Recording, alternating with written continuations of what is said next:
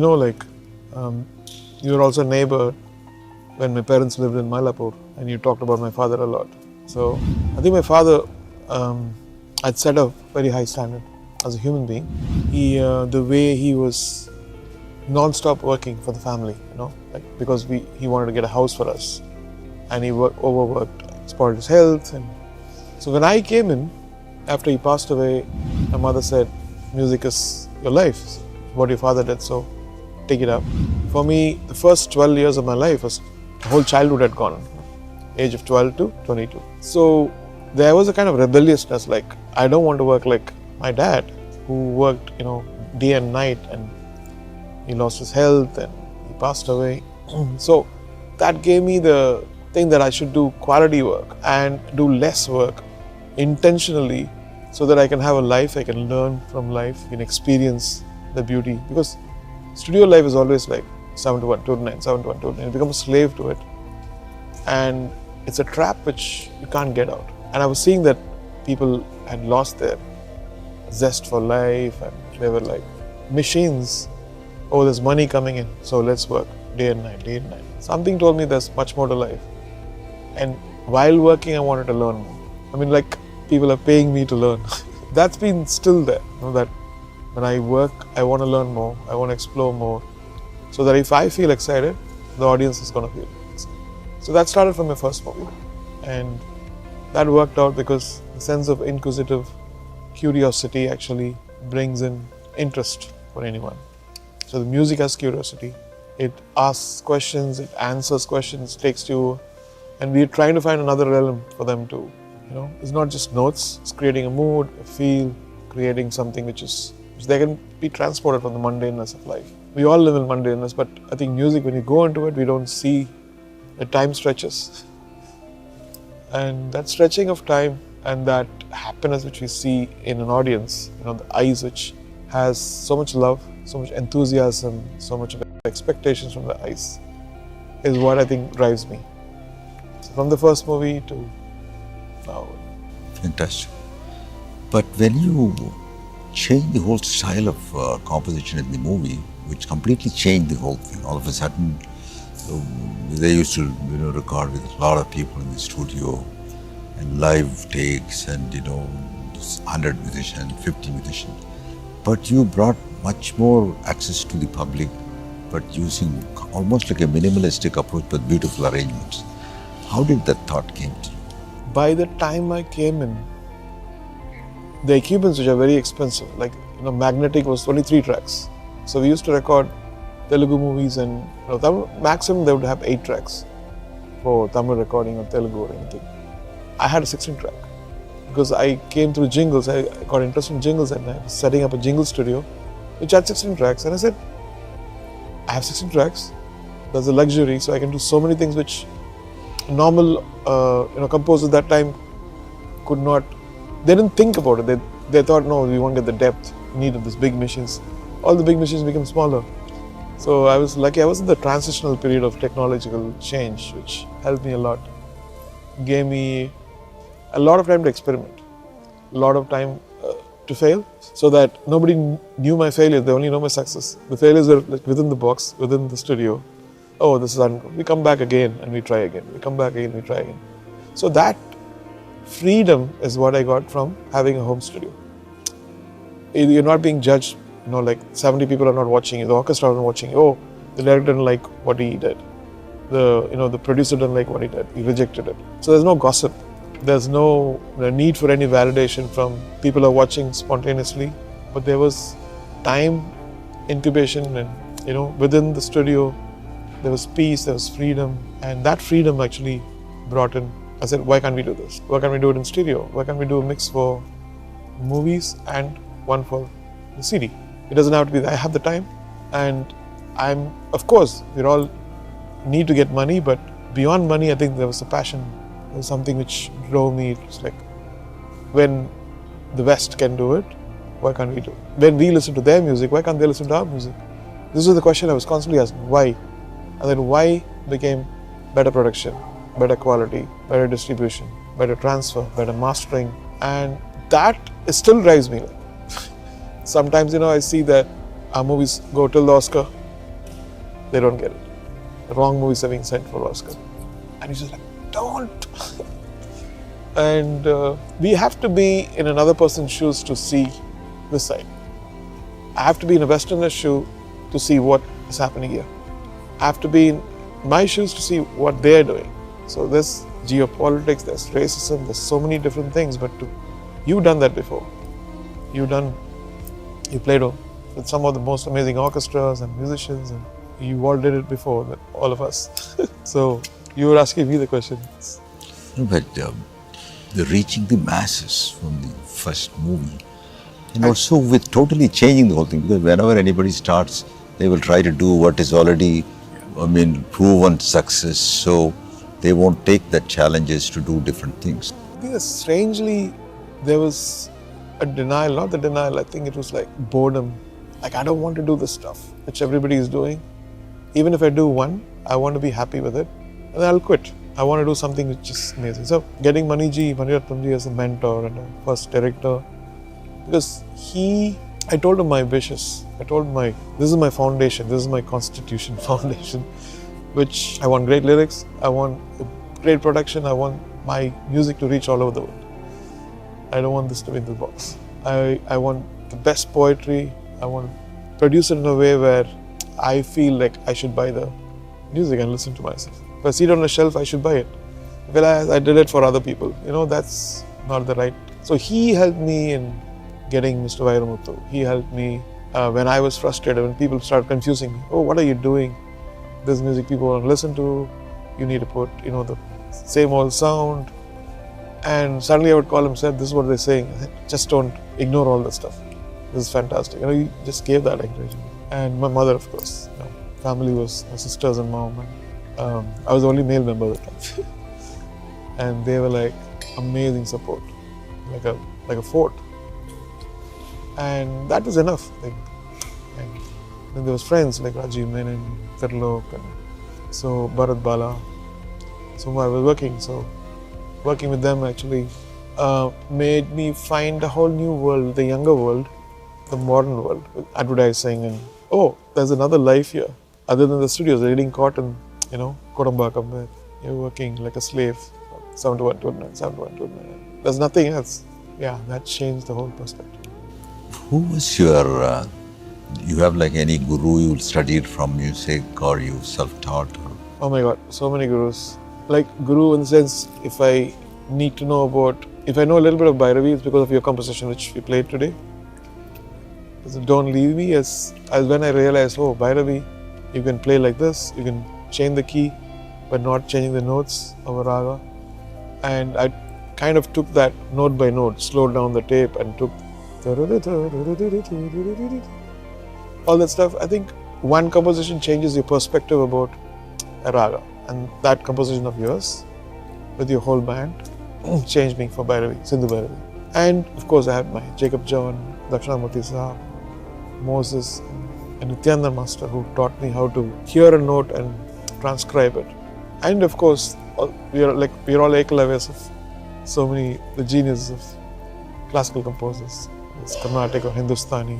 Also the other thing is, for anybody looking at you, they'll say that you have got everything, achieved everything musically, Do you feel that you have anything left you want to do? Which achievement is a perspective, it's very subjective, I feel like pulling our people, whether the musicians, we all have to pull each other up constantly. It's very easy for us to go settle up abroad, have a nice life, earn in dollars, but then somewhere you're still not, it's like oil and water. If I want to see the faces of our people. I want to enjoy my music. I want to take their criticism and I want to learn from them. I want to also teach them. So sometimes it's fun to do that. And whether it's my daughters, whether my son, I think we all feel the same. My wife, my sisters, we all feel that we are so attached to this, the language, Tamil language, Tamil Nadu, India. And also seeing the possibilities of expanding what we could do. There are so many art centers. You played on some of the best, Sydney Opera House and Carnegie Hall and Disney Hall, and where is that in India? And then you feel like somebody's going to do it. No, it's me or it's you. It's us. We have to do that. We have to do this for a younger generation. We have to put that path. We have to suffer for their enjoyment. I think our rest of our life should be for the future generation. Setting up things for them so they deserve the best. And whatever we've learned, I'm pulling you also because I need your support too. To set up something amazing in Chennai first. Where we can have a world-class concert hall, world-class, opera house, world-class London West End or Broadway kind of thing, so that we can put our own culture. We can have tourism, jobs, and all those people flying in from America, Singapore to watch this stuff. Why do we go to Broadway? We watch Lion King, we watch Phantom of the Opera, we watch Blue Man Group. What is there in Chennai? There is this hero's movie, that hero's movie. It's fine, it's beautiful. That gives jobs, happiness, but that should not be just the only way. There should be more ways where people can involve. I want people to say, my son is acting in Sarapati Garam in Chennai. My daughter is acting as Sita in Ramayana. I want to hear that. And in a way where the whole world will be like, because we have amazing talent, because came Conservatory 12 years back and the Sunshine Orchestra. And whenever I sit there the year end and listen to those kids, I feel like, oh my God, they're transporting me to Broadway, they're transporting me to London West End, and they're transporting me to Banaras, Hindustani. So I said, what are they going to do after this? Go back to movie singing or got to find collectively something which is fantastic? And that's when I also realized our talent is so good, but we are not giving them the platform to shine. The platform, when you have, imagine 100 people together creating a statement, creating a musical together, which is world class. That people are doing musicals, but it needs to be set in a way. I want people to take a flight from London and France and America to see, because culture is the most important thing. And we have such a rich culture, and if we present that in our own way, because whatever little I've learned from, working with Andrew Lloyd Webber in London West End, or working in Toronto stage, or working in Broadway, or working in Hollywood, I want to bring that back, and I want to bring all my friends back who can create the leaders, like in set design and direction, and stage.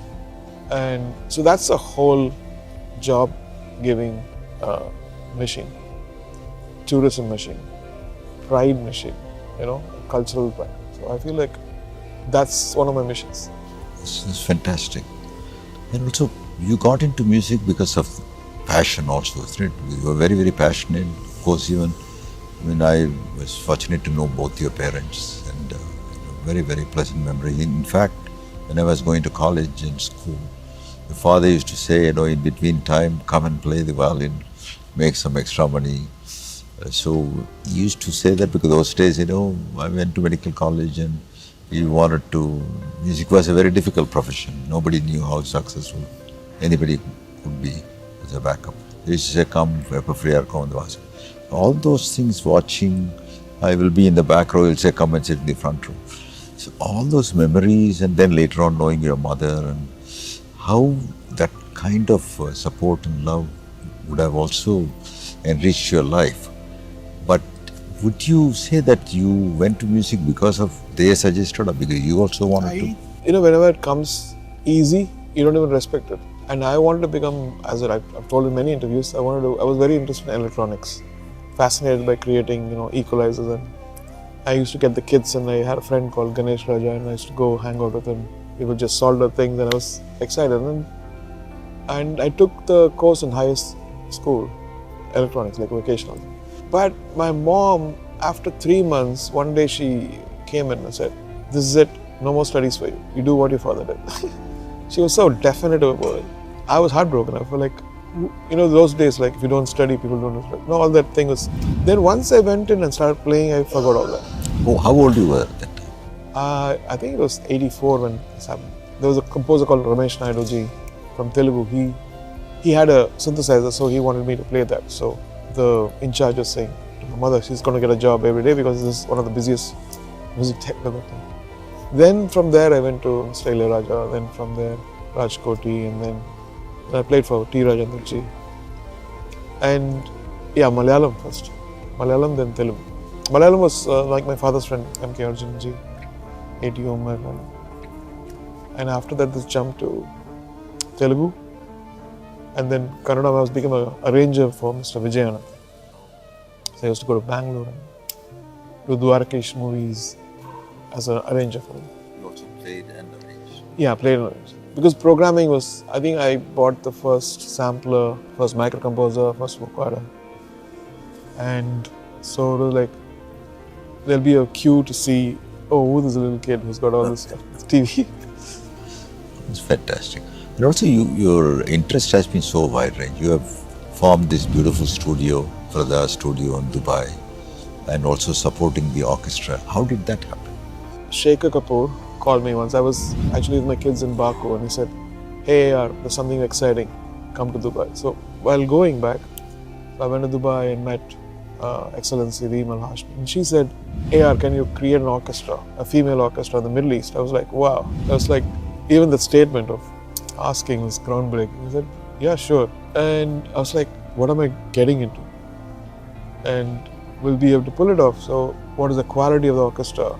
We didn't know anything, but we thought we'll find our sound, we'll find. So people came before forming the orchestra, I want to book your orchestra. Like we don't even form the orchestra. We don't even know who they are. And once they come in is when we decide what the orchestra is. And we had these auditions at one of my friends called Mesakara who helped me from Berkeley College of Music, Abu Dhabi. Once it was formed, then I realized there's some extraordinary musicians out there and they're completely different from what I'd imagined. And they needed a lot of love, a lot of nurturing and a lot of mental support, I think. So my thing was how to place them so that they would become one of the best orchestras. Because it's groundbreaking already, the idea in the Middle East and Arab and Eastern European. And then they've already played with Andrea Bocelli, they've played with Mr. Raja and another big celebrity now, I think. Oh, fantastic. Raja's project, I saw that, that's how I knew the studio was. It's a fantastic studio. Yeah, so if you have an orchestra, you need a studio. And this is why do you need a studio? I said, you build it and you'll know what it is. Any future, any advice for anybody who wants to become musicians, who have to take up music for youngsters? I think the most important thing I would say is there's so many different things which are not done in India. We can get inspired by, foreign countries. What did they do? And if you put an Indian perspective in it, it becomes original, right? For instance, we never had a music editor. We never had a music supervisor. The director was doing everything. So when I started working in Hollywood, I said, okay, let's keep a music. There's more jobs creating. There is a music supervisor. Sometimes women are doing music supervision.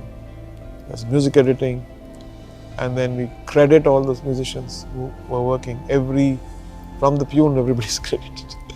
And I feel like they should find their own zone. Nobody's going to tell you what new thing is there. You have to find, this is a space nobody's doing, but it exists somewhere else.